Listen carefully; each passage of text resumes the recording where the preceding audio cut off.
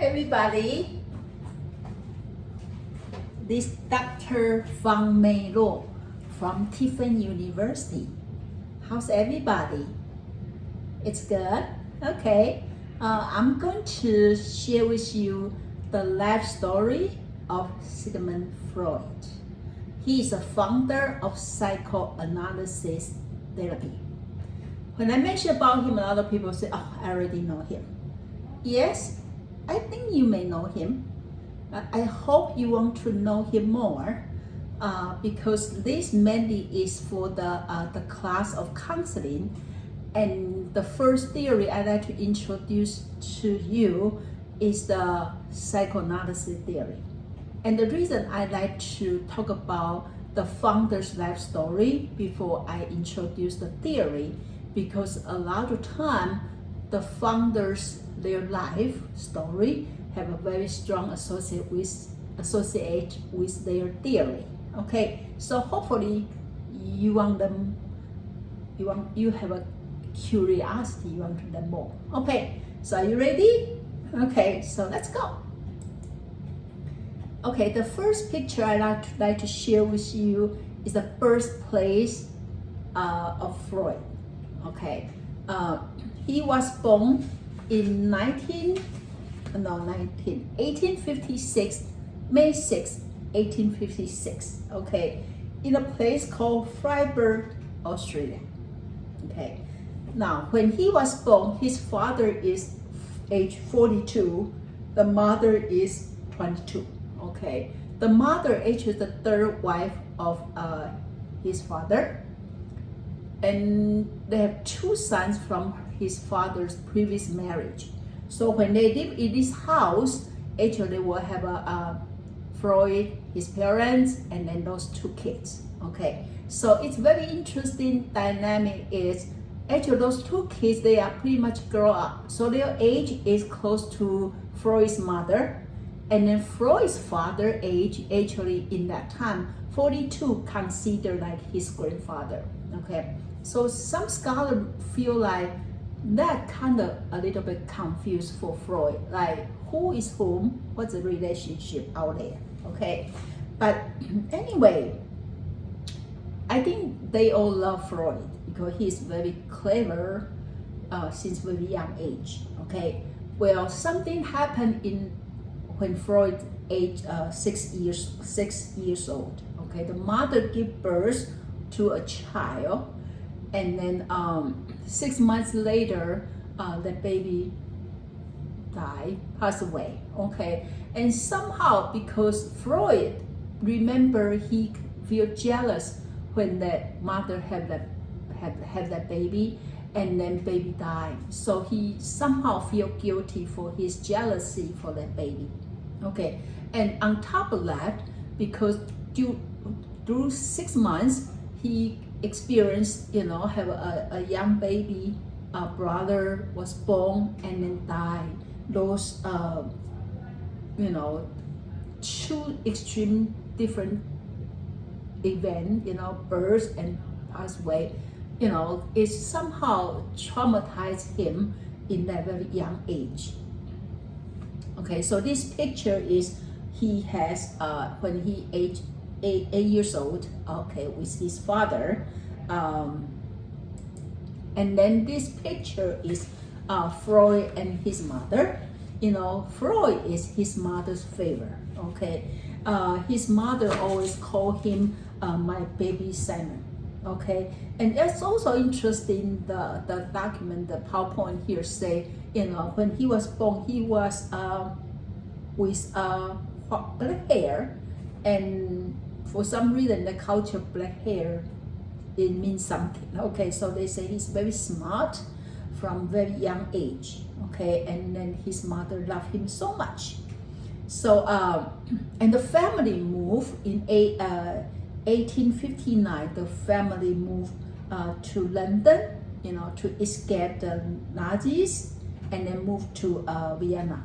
Okay, in 1860. Okay, and then after that the mother give 8 more, they have 8 more children, so they are big family. Okay, and then Freud the oldest one, and you know what, doesn't matter how many siblings come along, Freud always their favorite. One example for that is he has his own room. Okay, he has his own room, and he always enjoy to stay his own room, to study there, reading there.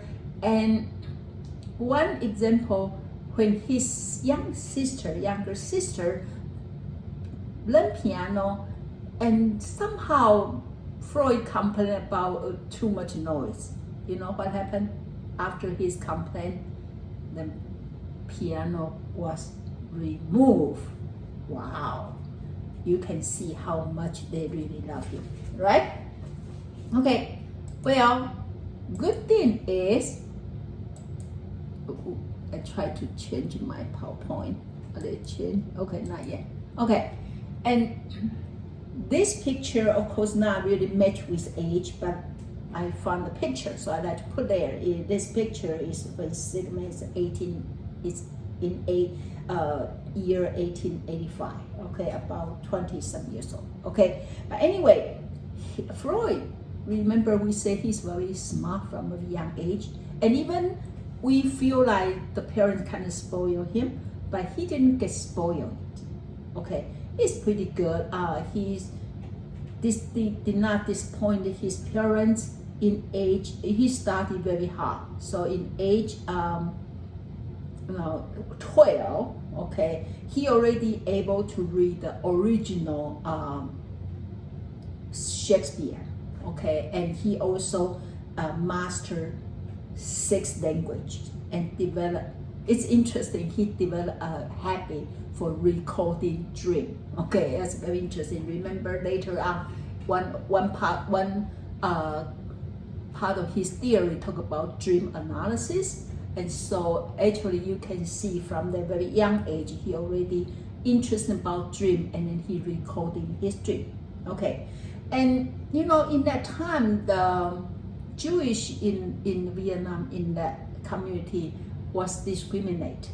Okay, so one time actually something happened to his father, is when his father walked outside, people laughing at him and say, "Just go away, you are not worthy of even walk on the road."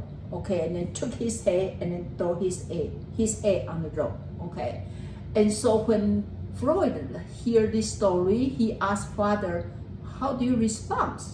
The father said, "No, I didn't do anything. I picked my head and I just walk away." Well, somehow father's reaction for this humiliation is make Freud feel uneasy. He feel the father just too humble. Okay, so actually that make him feel he want to even study harder so he can be success, in the future, so he can show people, hey, don't look down our Jewish, we are human beings, and then you can see we can be success. So that story actually also serve as a good motivator for Freud to want to study harder. Okay, so in age 17, okay, even just 17 years old, that is year 1873, he already entered this University of Vienna, okay, the University of Vienna, okay, and he interested about so many things, okay. However, as a Jews, okay, as a Jewish, they was discriminated, so they don't have much choice, okay. So he decided to enter in medicine, okay, and that's also somehow relate to his interest, okay. And then based on his interest in biological and physical interesting, he also do a lot of that part of research, and then he interned in the animal and physiological laboratory while attending medical school. Okay, and this picture is his family, so you can see Freud in the back. Okay, that is Freud, right? That's Freud, and that's the Jacob, that's father, that's mother, and that's all his siblings. Wow, you can see that it's a very big family. Okay, now in 1881, he graduated from medical school, and he continued his work to do the physiological experiment. Okay, and on July 31st, 1882, he entered Vienna General Hospital to conduct research. Okay, and he published research trying to see how effective the cocaine and aphasia. So his first book is Aphasia Critical Research, and of course people know he had been addicted to cocaine. Okay, so that's part of one time when I introduced his theories, a student criticized me, why you want to talk about this guy have an addict to cocaine, all his life. I said, well, that's his personal life, but we cannot deny his professional contribution, right? Right? Okay. And then you see the picture, the young lady, that name is Martha Bernays. Okay, so that is a lady Freud fall in love with. Okay, he got engaged with her, and then after that for 4 years, she went back to live with his parents in Germany, and Freud, because Freud needed to have a good job, good pay, so he can marry her. He really missed her. Okay, she is there and he's here, so then he reached her for 6 times and wrote more than 900 love letters. Okay, I heard even one time he put his blood into the letter to show how much I love you. So actually, the reason he get into the psychiatry field, neurology field, because he really want to have a job quick so he can marry her. So that's kind of somehow for the convenience, the reason he get to the field. But actually he worked very hard once he get to the field, right? You can see that, right? Okay. So in 1885, okay, he was hired as a physician and neurology lecturer at the University Hospital of Vienna. Okay, due to because his publication, so he got a good professional background. So they hired him. Although it's unpaid job, but it's opportunity to teach in a university, so he took it.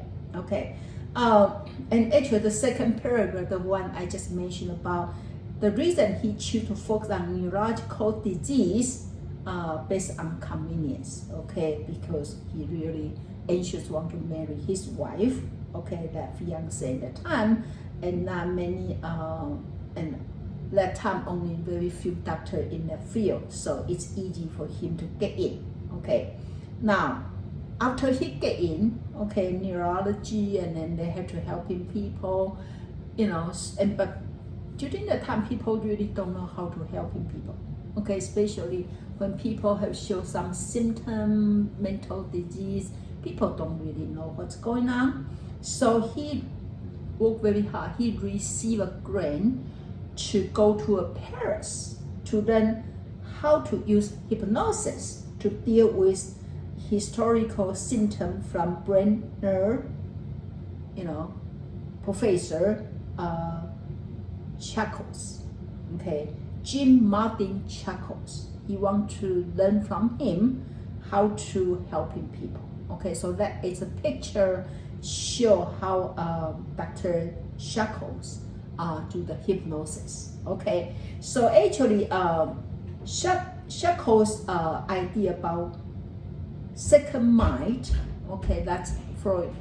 He believed people have second mind, that's why he do hypnosis, and so people, their second mind is coming out. Okay, and actually that become the foundation of subconscious that Freud developed later. Okay, so that is a very important photo to show, Freud's professional life history. Okay, and so actually Freud also have this photo hang out in his office. Okay, now when Freud come back from Paris, okay, in 1886, okay, he opened a clinic. Okay, he used hypnosis. Okay, he learned from Paris and to treat people their subconscious mind. Okay, for the symptom hysteria. Okay, but later on, actually, he found actually hypnosis not as as strong as whatever he's supposed to. So actually, he started to create something called free association, right? Remember free association? So that is actually come after he just abandoned hypnosis and he started to do the free association.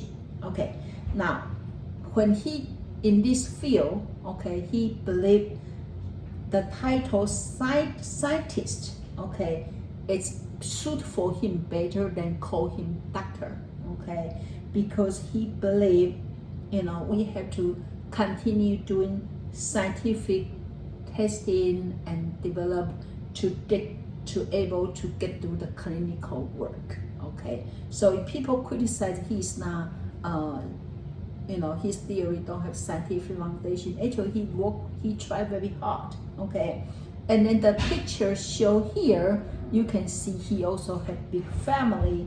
After marry a mother, he had 6 children. Okay, and then one of them later Anna Freud become a very famous psychoanalyst. Okay, that picture is shown here. Okay, so this is his favorite daughter, also his youngest daughter called Anna Freud. If you're familiar with Freud theory, they have one concept called defense mechanism. You heard it, right? Defense mechanism. Actually developed by Anna Freud, not really developed by Freud. It's developed by his daughter. Okay. So anyway, so that is kind of like his famous. And I heard, I'm not sure the rumor, the book say, Anna never married because whoever want to pursue Anna never good enough for Freud's eye. Okay, he said, oh, it's not good enough. So Anna didn't marry. Okay, and now when Freud developed his theory, he actually deeply influenced by this person. Okay, his name is Joseph Brunner. Okay, Joseph Brunner. Okay, they are agree with each other in many points. Okay, they all believe that mental disorder is from past traumatic experience. Okay, and then when you have that traumatic experience, you suppress those experience. That's why it becomes the problem. Okay, so they agree with that. Okay,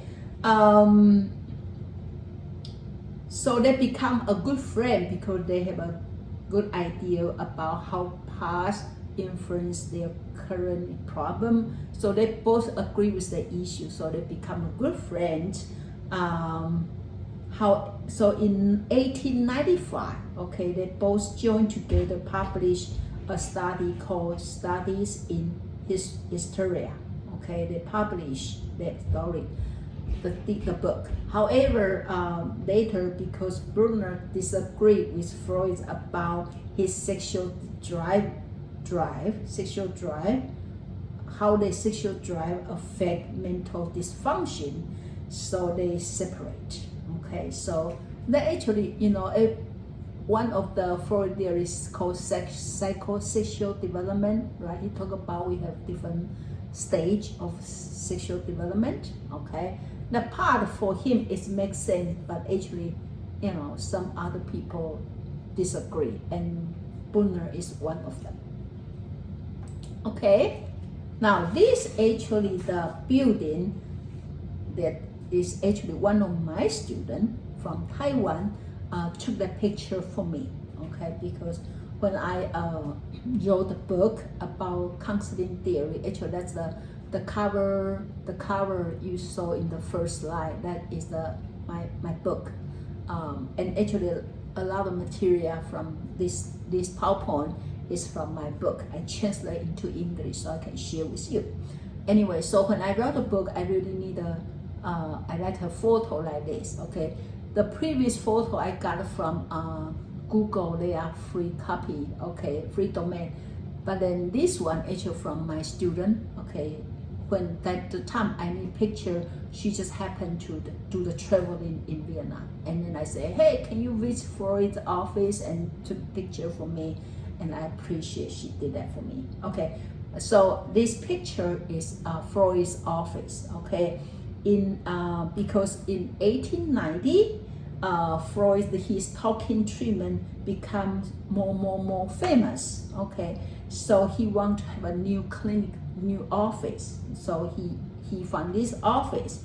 Actually, if you have a chance to go to Vietnam, okay, you can go there and take another picture for me, okay, or for yourself. Okay, I even put the address here, so you can use that to find the place. Okay, so that's easy. He lived there. They live there, and then they also his clinic. Okay. Well, something happened when Freud around like age 40 in 1896, October 20th. Okay, Freud's father died. Well, that causing Freud to have a lot of psychological trauma after that. Okay, so he showed a lot of symptom, discomfort. Okay, and then even fear of death. Okay, so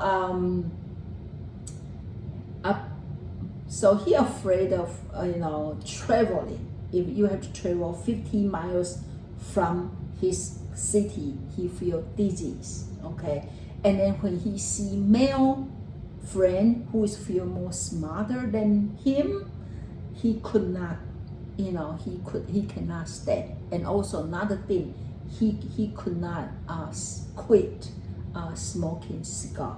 Okay, so actually he had a lot of trouble, and he becomes so afraid of. Before he is like go. He never afraid of anything. But then after his father died, he becomes trouble. Okay, so every day after he finished his clinical work, he treat himself. So he will lay down in his couch, okay, and then help himself, try to do the cell analysis, and then to see. And actually a lot of because there's so a lot of his theory is come out from that time. Okay, come out that time because he remember when he was young. Okay, he remember himself,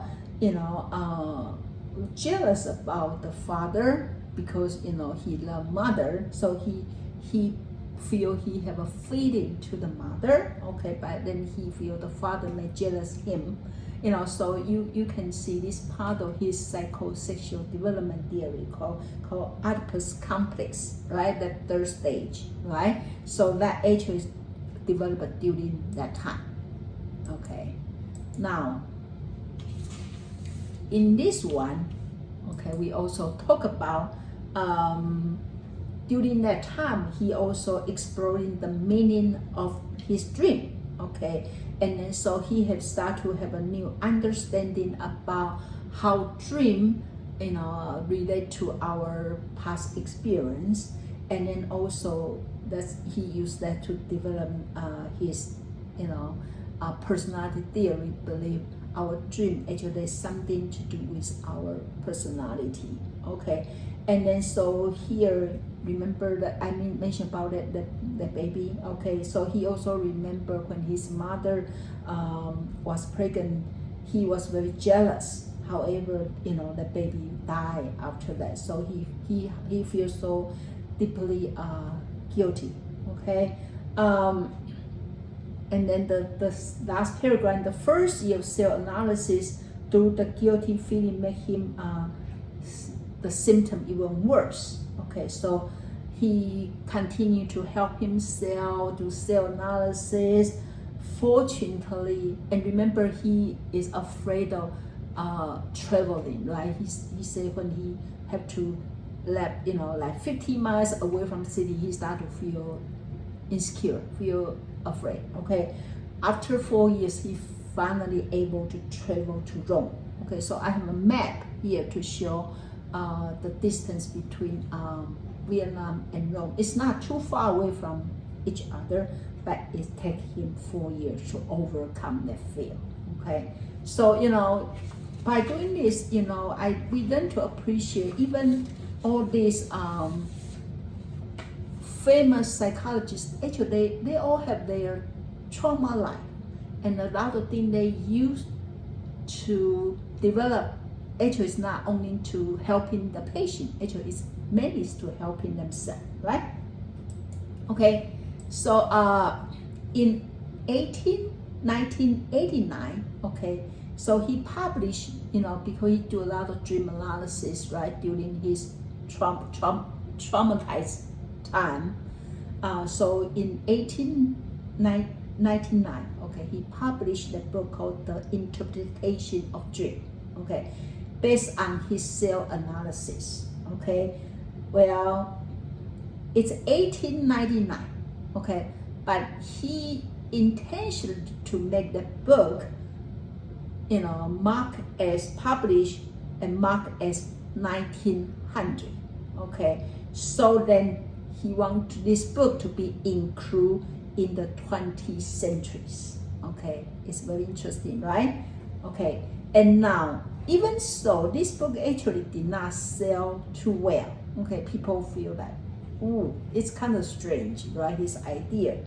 He only sold 300 copies in 6 years, okay. Well, that's, when you are the writer, that's not called, it's not good, right? However, he didn't give up. He continued eager to share his theory internationally. He didn't want his theory to stay in Jewish community, because a lot of times they believe, well, you are Jewish, your theory only good for the Jewish community. He didn't want that. Okay.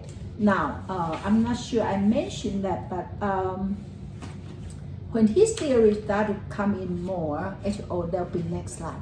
They will have a group of people, like we call follower, get together in his office every Wednesday night to have it's kind of a conference, okay? And they call Wednesday night meeting. And later that is the foundation of his Freud Association, okay? And actually that's the next slide, okay? But anyway, so this slide, I put some of his publication, and you can see he worked very hard. He liked to write, okay? And he also liked to put his theory into a writing, so he can share with other people. Okay, so then that the first book called the Interpretation of Dream, right? And then in 1901, okay, he published a book called Psychopathology of Everyday Life. Okay, the book, okay, Psychology of Everyday Life is one, okay. And then the 3 essays on the theory of sexuality in 1905. Okay, so that's his publication during that time. Okay, well, we talk about that Wednesday night meeting. By 1902, okay, because he started to publish this book, right? So people start to learn about him. So he started to attract a small group of people who want to learn more about his idea. Okay, so they get together in his clinic every Wednesday. Okay, so we call Wednesday Society. Okay, and then they kind of call it the beginning of the psychoanalytic movement. Well, then he want to start to recruit people, right? So then he recruited two also very famous person, Carl Jung here, and then Adler there. Okay, so he recruited Adler in 1902 and Carl Jung from 1907, and they worked together to develop psychoanalytic school. Okay. In 1909, okay, he was invited to United States, okay, to do a serious lecture, and then was awarded an honorary degree, okay.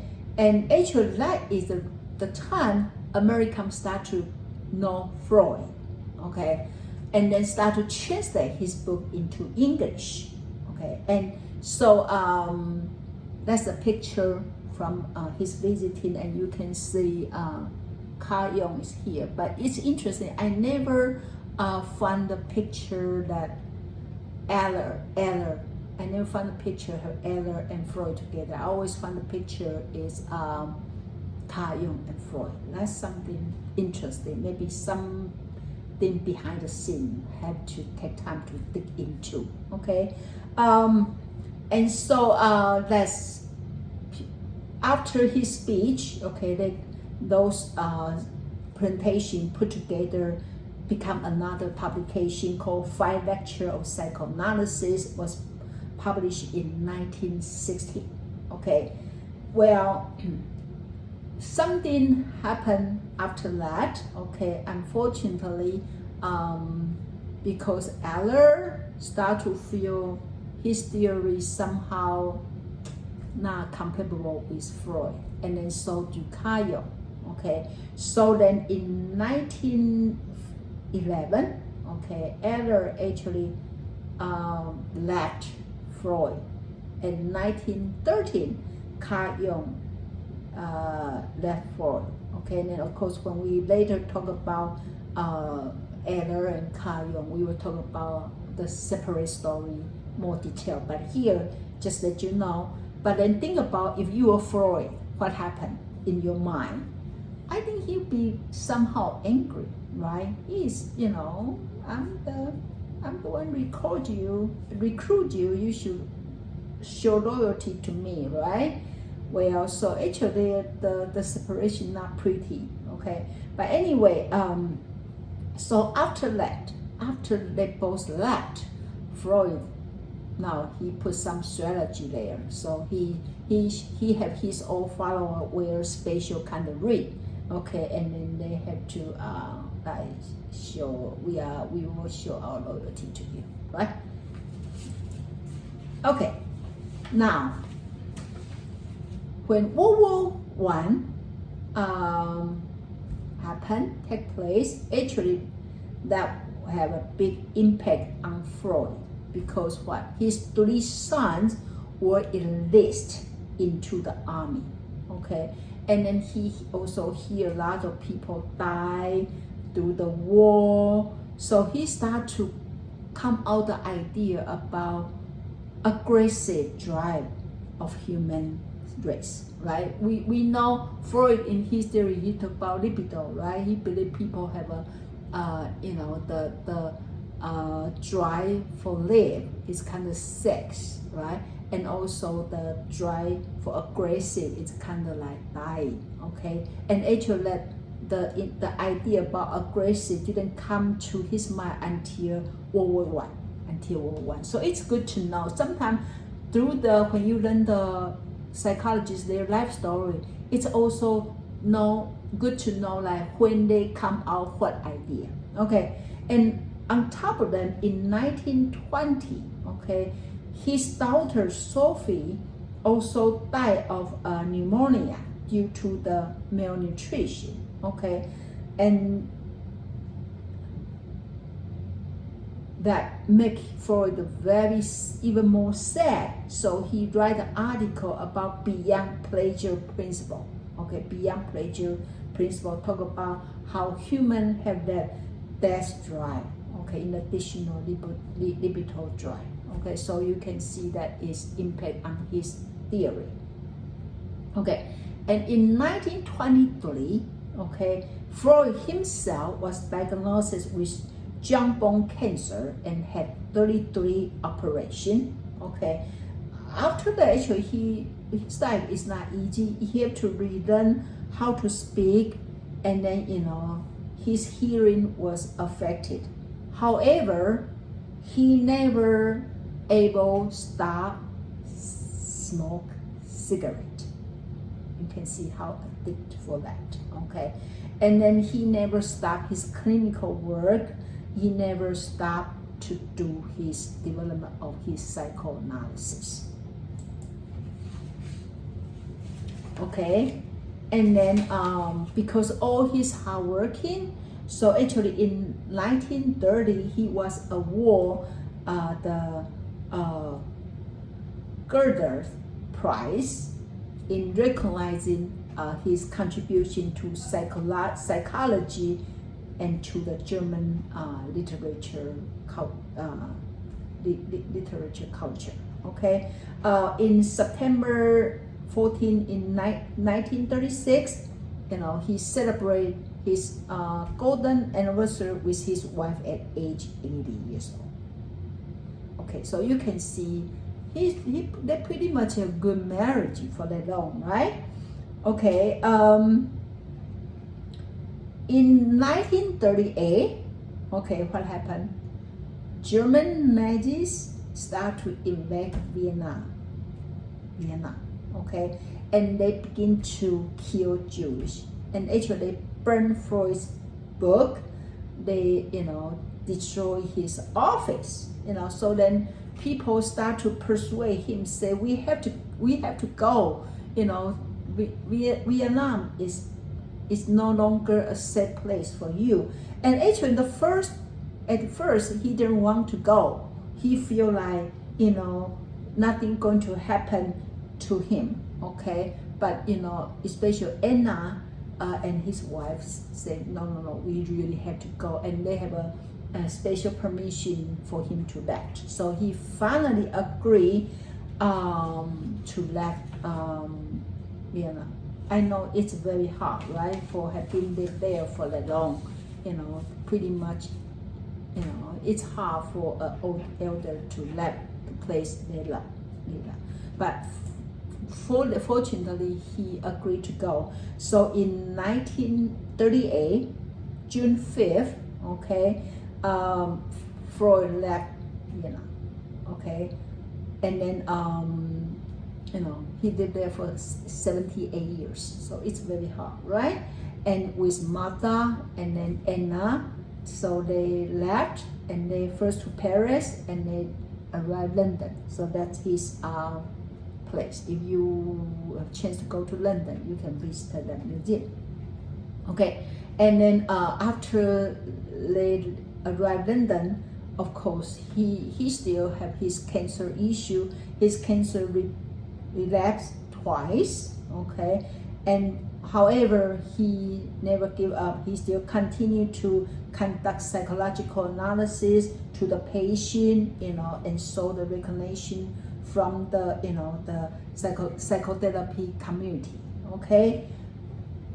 So he continued work until 1939 September 23rd. Okay, he told his daughter and now say his day has been exhausted and then passed away peacefully at night. So you can see Freud. This is Freud. Of course, his story more than this. Okay, but for the time being, I can put together for my book and then for this PowerPoint. I think that's good representation about Freud, about his life. Okay, any questions? Okay, hopefully you like this part of the story, and then my next PowerPoint we will talk about his theory. Okay, so thank you for listening, and then hope to see you soon. Bye bye.